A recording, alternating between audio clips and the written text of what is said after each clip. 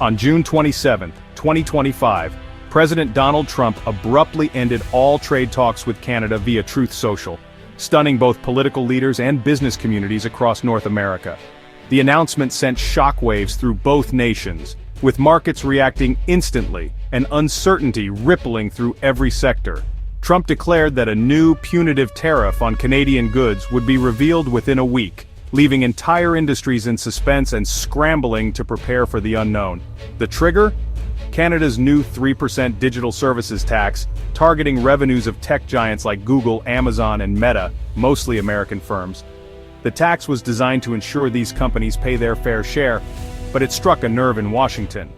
The White House called it a blatant attack on American business, while Canada argued it was about tax fairness in the digital age and leveling the playing field for Canadian companies. Tensions had already been rising.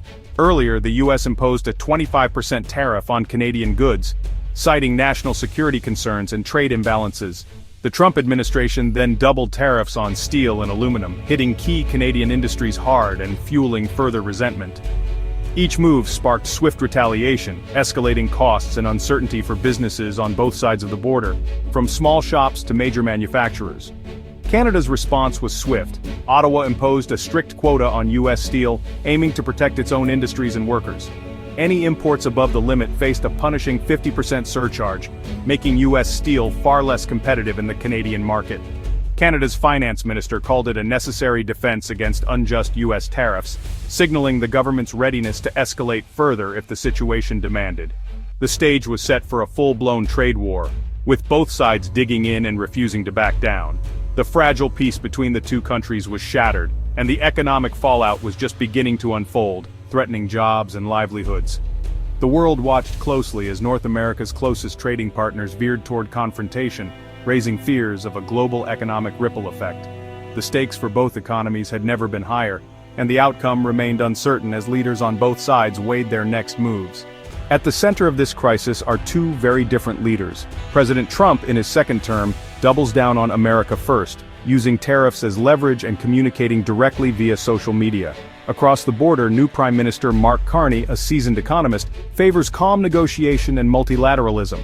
Carney inherited the digital services tax and frames it as tax fairness, while Trump sees it as a direct attack on U.S. interests. Trump's strategy: maximum pressure to force Canada's hand. Carney's: stand firm, defend sovereignty, and hope for a return to talks. This isn't just about taxes or steel, it's a battle over the rules of international trade and national sovereignty. The outcome will shape the future of a trading relationship that has anchored North American prosperity for decades. The world waits to see which approach will prevail. Canada's Digital Services Tax, or DST, is a 3% levy on revenues earned by large tech companies from Canadian users. It's a bold move by the Canadian government, aiming to address what many see as a gap in the current tax system, where digital giants profit from Canadian markets but pay little in local taxes. The DST targets only the biggest players, mostly American firms, by applying to those with global revenues over $800 million and Canadian revenues above $15 million. This means smaller companies and startups aren't affected, focusing the tax squarely on the world's largest digital platforms. The goal is to close loopholes that let tech giants book profits abroad, ensuring they pay their share for services used by Canadians. Supporters argue it levels the playing field for Canadian businesses and helps fund public services. The U.S. sees this as discriminatory, arguing it unfairly singles out American companies and should be handled through global agreements, not unilateral action. American officials warn it could set a dangerous precedent for international trade. The controversy deepens because Canada's DST is retroactive to 2022, hitting U.S. firms with a sudden multi-year tax bill of up to $3 billion. This retroactive element has especially angered U.S. companies, who say it's unfair to change the rules after the fact. For the U.S., this is a red line, an unfair, punitive move that justifies a strong response. Some American lawmakers have even threatened retaliatory tariffs or other trade measures. Canada insists it's about fairness in the digital economy, not protectionism. Officials argue that without action, Canadian businesses and taxpayers are left at a disadvantage.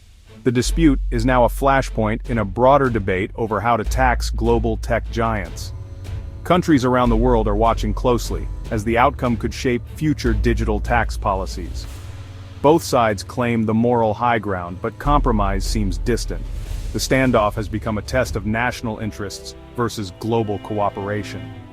The DST has become the symbol of a much larger struggle over digital-era economics, raising questions about sovereignty, fairness, and the future of international taxation.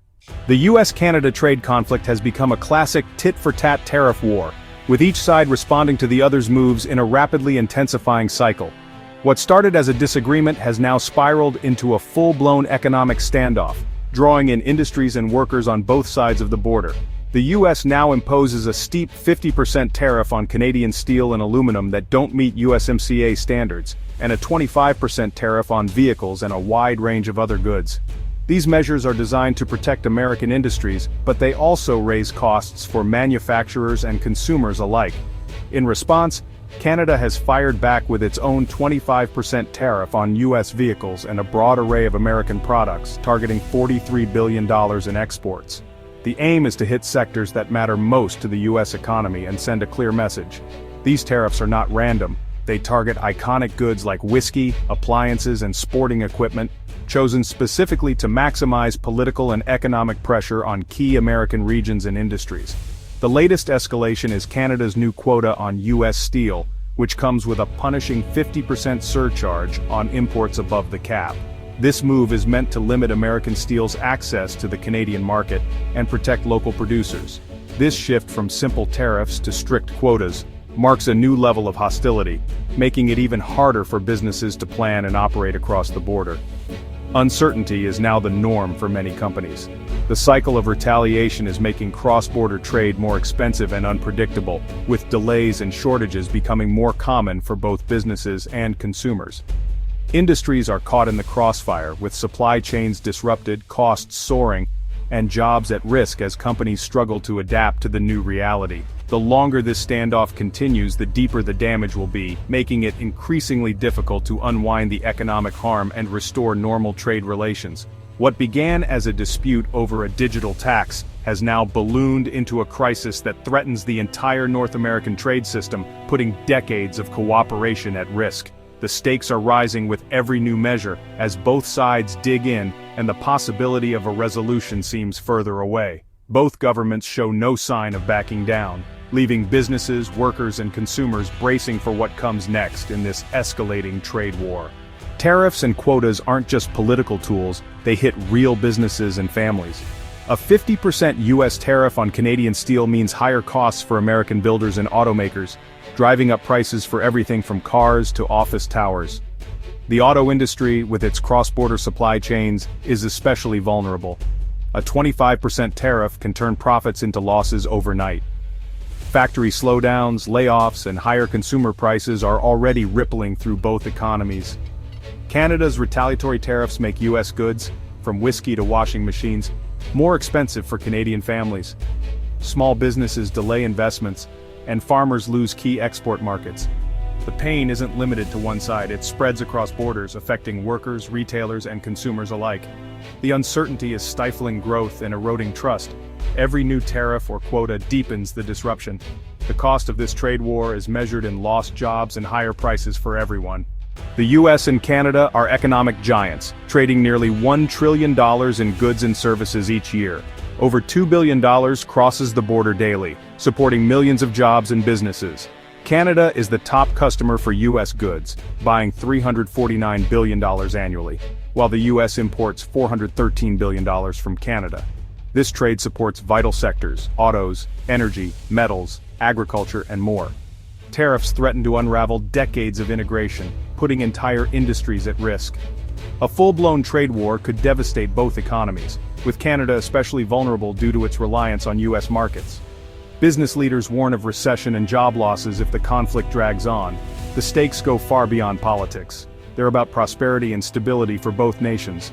The world's most successful trading partnership is now in jeopardy. The economic fallout could last for years.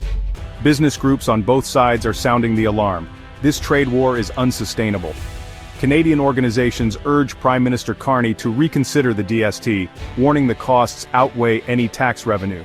U.S. industry groups quietly lobby for de-escalation, fearing lost sales and competitiveness. Both sides agree.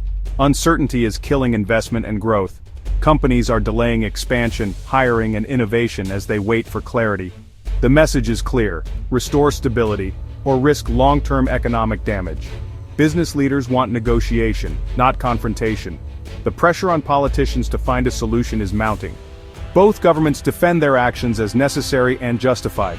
Canada argues the DST is about fairness, making global tech giants pay their share for services used by Canadians. Ottawa points to similar taxes in Europe, framing this as a global movement, not an attack on the U.S. The U.S. sees the DST as a targeted assault on American firms, calling it digital protectionism. Trump's administration insists tariffs are a legitimate response, designed to force Canada back to the table. Each side claims to be defending national interests and economic principles. The rhetoric is fierce, with both leaders unwilling to appear weak. The dispute is now about more than money. It's about sovereignty and global influence. Neither side wants to set a precedent that could hurt them in future disputes. The standoff continues, with compromise nowhere in sight. As of June 29, 2025, the U.S.-Canada trade relationship is at a crossroads. The most likely path is further escalation, new tariffs, more retaliation, and deepening economic pain. A prolonged stalemate is possible, with high tariffs becoming the new normal and investment grinding to a halt. But there's still hope for de-escalation if one side offers a concession to restart talks. Business leaders are pushing hard for compromise, warning of recession if the conflict continues. Back-channel diplomacy is underway, but political risks are high for both Trump and Carney. The next days will be crucial. Will leaders double down, or step back from the brink? The world is watching, as the outcome will shape the future of North American trade. The stakes: jobs, prosperity, and the stability of a vital economic partnership. The decision now rests with two leaders, and time is running out.